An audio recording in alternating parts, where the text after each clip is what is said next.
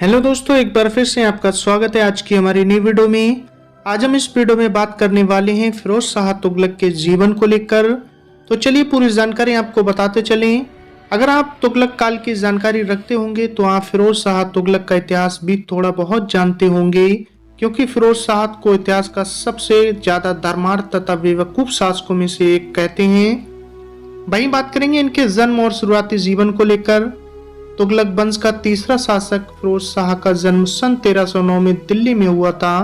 पिता का नाम रजब, जो उस वक्त के शासक मोहम्मद बिन तुगलक का चचेरा भाई था, और माता जयजेला थीं, जो राजपूत सरदार रजामल की बेटी थीं।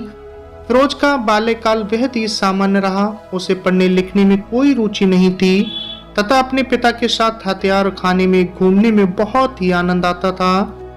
इतिहासकारों का मानना है कि फिरोज शाह बचपन में चिड़चिड़े स्वभाव का था और छोटे छोटे जानवरों को तड़पाना और मारना उसके रोज के कामों में मुख्य था, और कई बार उसे जानवरों ने नुकसान पहुंचाया, जिससे उसके माथे पर एक निशान बना जो आजीवन तक रहा। वहीं बात करेंगे फिरोज शाह तुगलक का शासनकाल को लेकर। मोहम्मद बिन तुगलक की अचानक मृत्यु के बाद दिल्ली की सियासत में गर्मा गई और सभी को अपनी सुरक्षा तथा अस्तित्व का डर सताने लगा, क्योंकि मोहम्मद बिन तुगलक का कोई भी बेटा नहीं था और शरीयत के अनुसार फिरोज को उस गद्दी का कोई हक नहीं था। लेकिन तभी सल्तनत के सरदारों द्वारा फिरोज शाह तुगलक के नाम का उद्बोधन हुआ और 23 मार्च सन 1351 के दिन फिरोज को गद्दी मिल गई और 42 साल की उम्र में फिरोज शाह तुगलक दिल्ली का तीसरा राजदार बना।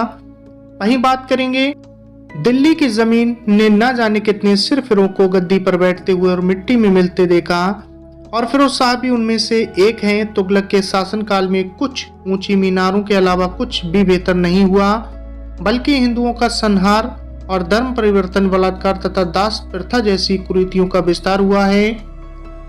फिरोज शाह ने हिंदुस्तान के कई जगहों पर हमले किए तथा मंदिरों को नष्ट कर दिया और इस्लाम को न मानने वालों लोगों पर अत्याचार तथा दुष्टता भरे कृत्यों को अंजाम दिया। साथ ही खासकर ब्राह्मणों पर पहली बार जजिया कर लगाया। इतिहासकारों का कहना है कि फिरोज शाह बेहद ही चरित्रहीन तथा रंगीन किस्म का इंसान था, जिसे लोगों को जबरदस्ती दास गुलाम बनाने में आनंद आता था। इसके शासनकाल में इसके दास दासियों की संख्या लगभग 2 लाख के आसपास थी, और उसने अपने गुलामों के लिए दीवानी बंदगान नामक एक खास विभाग बनवाया था। अब बात करेंगे फिरोज शाह तुगलक के द्वारा स्थापित नगरों को लेकर। जब फिरोज शाह तुगलक दिल्ली का सुल्तान बना, तब उसके सामने सबसे बड़ी चुनौती थी सल्तनत को सुरक्षा देना तथा राज्य को आचार भ्रष्टता से ऊपर उठाना, क्योंकि मोहम्मद बिन तुगलक के शासन में गरीबी तथा किसानों में असंतोष चरम पर था। फिरोज शाह ने अपने जीवन काल में 300 से ज्यादा नगरों का निर्माण करवाया, जिसमें वर्तमान उत्तर प्रदेश के जौनपुर, फिरोजाबाद, हरियाणा का हिसार तथा पंजाब का फिरोजपुर मुख्य हैं। उत्तर प्रदेश का मशहूर शहर फतेहाबाद फिरोज शाह ने अपने बेटे फतेह खान के नाम पर रखा। फिरोज शाह को ऊंची ऊंची मीनारें तामील करवाने का बहुत शौक था, लेकिन उसके अधिकतर मीनारों को पहले से स्थित मंदिर या महलों के पत्थरों से बनाया गया था। इसने मौर्यकालीन स्तंभों तथा अभिलेखों को अलग अलग जगहों से उखाड़कर अपने महलों में लगवाया था। मोहम्मद बिन से मुसलमानों का एक बड़ा वर्ग भी नाराज हो रहा था, क्योंकि वह उलेमा वर्ग को धन मुहैया नहीं करवा पा रहा था। फिरोज शाह की नीतियां भी वैसी ही थी, वह भी बेहद अक्षम था तथा शुरुआत में जितने भी प्रयास किए वह सब निष्फल रहे थे। फिरोज शाह ने 1360 में उड़ीसा के प्रसिद्ध मंदिर जगन्नाथपुरी पर हमला कर उसे ध्वस्त कर दिया तथा वहां की अनोखी मूर्तियां, शिलाएं तथा आभूषण लूटकर अपने साथ ले गया। वहां के मशहूर ग्रंथागार से 1300 किताबें भी अपने साथ ले गया, और उसका अरबी फारसी में भाषा करने के बाद उन्हें नष्ट कर दिया गया। बताना चाहूंगा फिरोज शाह तुगलक की मजहबी नीति के बारे में।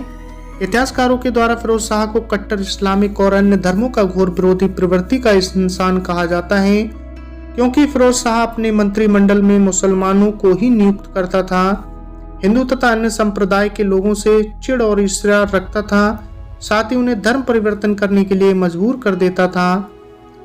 फिरोज शाह के शासनकाल में मंदिरों को तोड़कर वहां मस्जिद बनाना तथा हिंदू धर्म के प्रशंसा करने वालों को जिंदा जलाना, हिंदू स्त्रियों को जबरन दास बनाना तथा भ्रष्टाचार को बढ़ावा देना ही मुख्य था।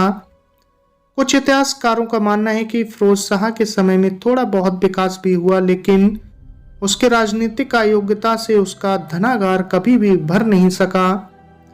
फिरोज शाह ने मुसलमान औरतों को घर से बाहर न निकलने तथा मजार पर न जा सकने का कानून बनाया तथा मस्जिद मदरसे बनवाकर उलेमा वर्ग को खुश रखने के लिए उन्हें लूटा हुआ धन देकर उनकी चाटुकारिता की। फिरोज शाह के कुछ नाम मात्र अच्छे काम भी हैं, जैसे विधवा मुसलमान औरतों की सहायता करना, नदियों पर बांध बनाकर नगर में ले आना इत्यादि। वही बात करेंगे फिरोज शाह की मृत्यु तथा उत्तराधिकारी के रूप में कौन चुना गया। फिरोज की सैन्य नीति बेहद ही कमजोर रही, जिसके कारण उसे बंगाल में कई बार शिकस्त मिली और कई तो उसके अयोग्यता और लापरवाही के कारण हजारों सैनिकों को अपनी जान से हाथ धोना पड़ा। अपने शासनकाल में उसके हाथ ज्यादातर असफलताएं ही लगीं।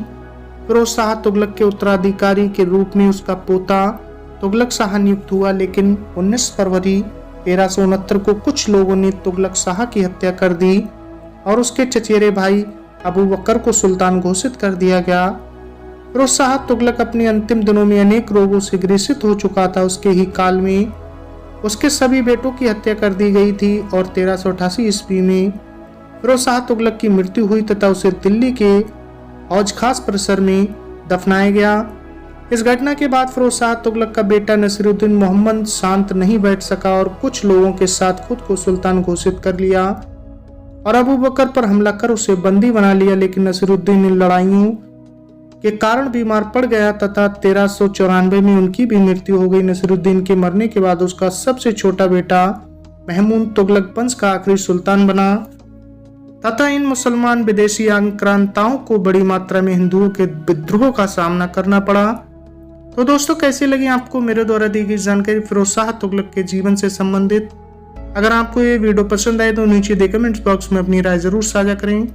मिलते हैं फिर अगली वीडियो में एक नई कहानी के साथ।